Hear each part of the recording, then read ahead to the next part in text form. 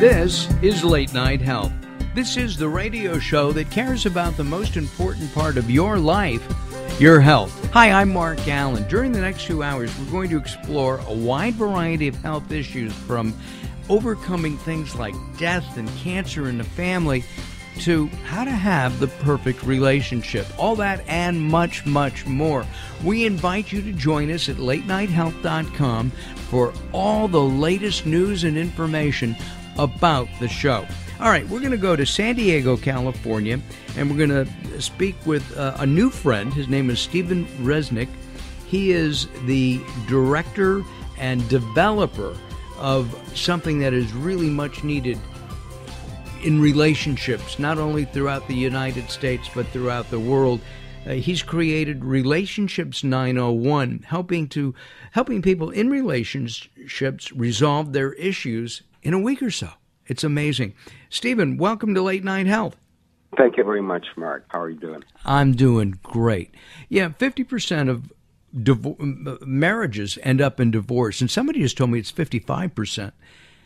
How did you decide that you wanted to help people have loving, fun, happy relationships? It was an interesting journey, Mark, because I got divorced. And although I understood some of the reasons, I was kind of left surprised, like, what happened? And I then started going to every single course, reading every single book, seminar, everything on relationships, and trying to understand everything. And it was a journey that took a couple of years. And you interviewed, 2,500 individual people? And couples, absolutely. And couples. Wow.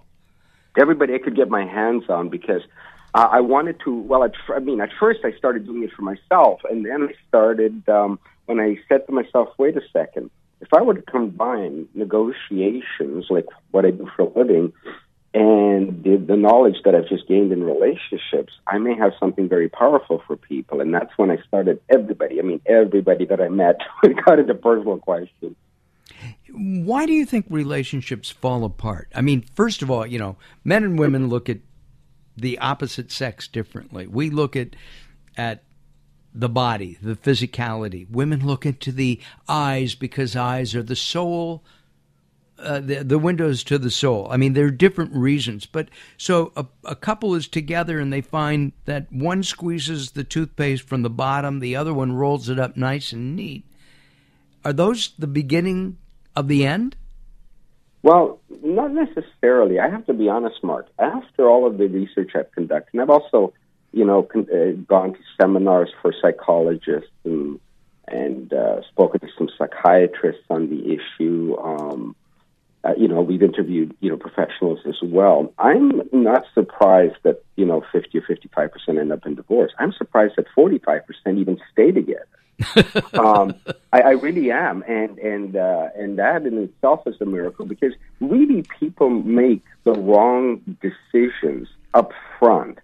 In as much as you talk about the windows to the soul, women are becoming more like men in the sense of, they're looking at looks. I mean, I lived in Italy for a year and interviewed a ton of people there.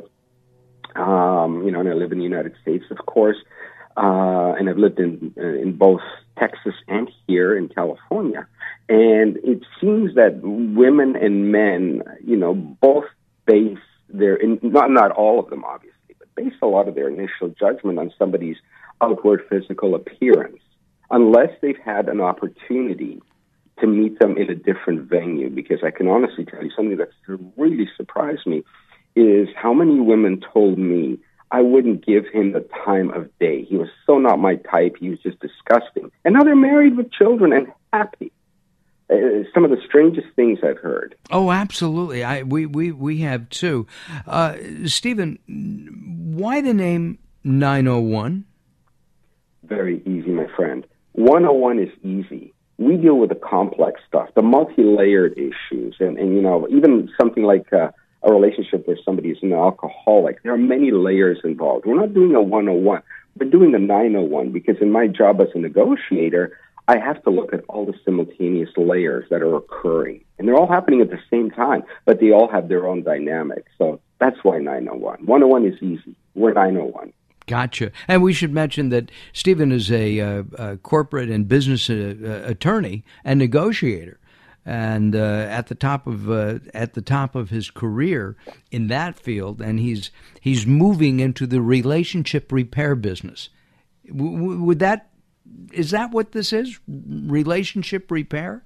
I don't know if it's so much relationship repair or you see, there are two things that you can get out of our program. One, if you have a problem, you can resolve it rapidly before you get to the point of no return. And the second thing is, if you're not in a relationship or between relationships, you will have the information to pick up on people's personality types before you get too involved. So really, I would say the relationship information business, which I wish they would teach us in school, because in all honesty, I've been involved in this now for 5 years. You can't learn enough. There's always, you think you've learned it all, and somebody, surprises you. Of course. Obviously, we are meant to be with somebody. But what about serial monogamous relationships? Is that something that is a good thing, bad thing, doesn't matter? Or in my case, or Daryl's case, we've both been in long-term marriages. Well, I'm not sure what the question is asking, because in terms of serial monogamy, there's two ways of looking at it. I'm a serial monogamist. I've lived with, 8 women for an average of 3.5 years apiece. And I think you're my hero, Steven.